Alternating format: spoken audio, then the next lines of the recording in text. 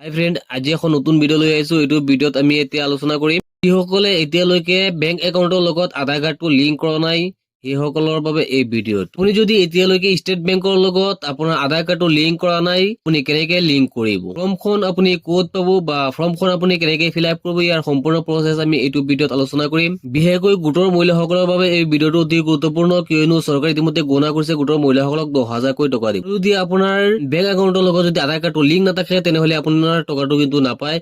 সেইবাবে আপোনালোকে আধাৰ card bank একাউণ্টৰ লগত লিংক কৰি লওক। আৰু ষ্টেট বেংকৰ লগত আপোনালোকে আধাৰ কাৰ্ডটো কেনেকে লিংক কৰিব, এই ফৰ্মটো ক'ত পাব, ইয়াৰ সম্পূৰ্ণ প্ৰচেছ আমি আলোচনা কৰিম এইটো ভিডিঅ'ত। গতিকে আপোনালোকে ভিডিঅ'টো অলপো স্কিপ নকৰিব। আৰু যদি আমাৰ ভিডিঅ'টোত আপোনালোক নতুনকৈ আহিছে তেনেহলে আমাৰ চেনেলটো ছাবস্ক্ৰাইব কৰি ৰাখিব, আৰু যদি ফেচবুকত চাই আছে তেনেহলে আমাৰ পেজটো ফলো কৰি ৰাখিব। বলক এতিয়া আপোনালোকে কেনেকে ফৰ্মখন ফিল আপ কৰিব আমি প্ৰচেছটো দেখুৱাই দিওঁ। ডিসক্ৰিপশনত এটা লিংক দিয়া আছে, সেই লিংকত যদি আপোনালোকে ক্লিক কৰে তেনেহলে আপোনাৰ ডাইৰেক্ট এই ফৰ্মখন পাই যাব। আপোনালোকে এই ফৰ্মখন তাৰ পৰা প্ৰিন্ট আউট কৰি আপোনালোকে উলিয়াই ল'ব।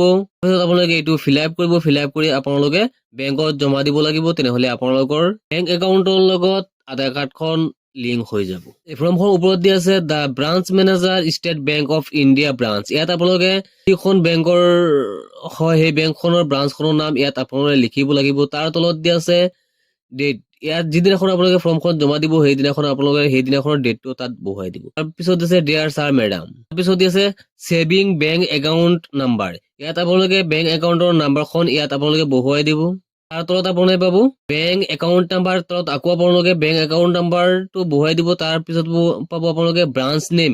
ইয়াত আপোনালোকে বেংকৰ ব্ৰাঞ্চ নেমখন আপোনালোকে ইয়াত বহুৱাই দিব, কোনখন বেংকৰ হয়। তাৰ তলত আপোনালোকে পাই যাব আধাৰ UIDI নাম্বাৰ। আধাৰ কাৰ্ডৰ নাম্বাৰখন আপোনালোকে ইয়াত বহুৱাই দিব।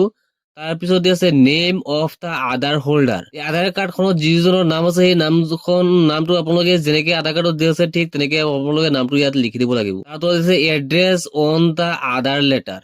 আধাৰ কাৰ্ডত যেনেকে এড্ৰেছটো দিয়া আছে ঠিক তেনেকে এড্ৰেছটো আপোনালোকে তলত দি দিব। ভিলেজ, পোষ্ট অফিচ যিখিনি আছে গোটেইখিনি আপোনালোকে তলত দি দিব। তাৰপিছত 2 নম্বৰত দিয়া আছে কাইণ্ডলি এৰেঞ্জ টু ইনচাৰ্ট link the Aadhaar number with my bank account. ইয়াত উল্লেখ কৰা আছে আধাৰ কাৰ্ডৰ লগত বেংক একাউণ্টখন লিংক কৰাৰ বাবে এই ফৰ্মখন। তাৰ তলত দিয়া আছে signature of the account holder. যিজনৰ একাউণ্ট আছে সেই মানুহজনৰ ওপৰত এটা চিগনেচাৰ কৰিব লাগিব। তাৰ তলত দিয়া আছে নেম। ইয়াত আপোনালোকে নামটো ধুনীয়াকৈ লিখি দিব। দিয়া আছে xerox copy of the Aadhaar letter. পাছবুকখনৰ আপোনালোকে এখন জেৰক্স কপি দিব লাগিব, লগতে আপোনালোকৰ আধাৰ কাৰ্ডৰ যিখন আধাৰ কাৰ্ড আছে তাৰ এখন জেৰক্স কপি আপোনালোকে লগত গাঁঠি দিব লাগিব। আৰু তলত দিয়া আছে কনফাৰ্মেশ্যন অফ ইনচাৰ্চন linking of the Aadhaar number with bank account. দিয়া আছে আকৌ একাউণ্ট নাম্বাৰ। ইয়াত আপোনালোকে আকৌ একাউণ্ট নাম্বাৰটো দি দিব। ইয়াত দিয়া আছে SMT। ইয়াত আপোনালোকে নামটো ধুনীয়াকে দি দিব। তলত দিয়া আছে ব্ৰাঞ্চ নেম। ইয়াত আপোনালোকে আকৌ ব্ৰাঞ্চ নেমখন দি দিব।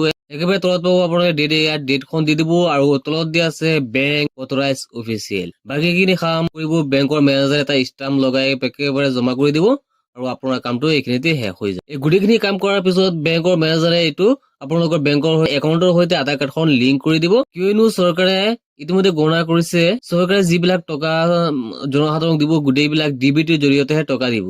ডিৰেক্ট বেনিফিচিয়াৰী ট্ৰান্সফাৰৰ জৰিয়তেহে টকা দিব। যদি আপোনালোকে বেংকৰ লগত আধাৰ কাৰ্ডটো লিংক নকৰে তেনেহলে আপোনালোকে টকাটো নাপায়।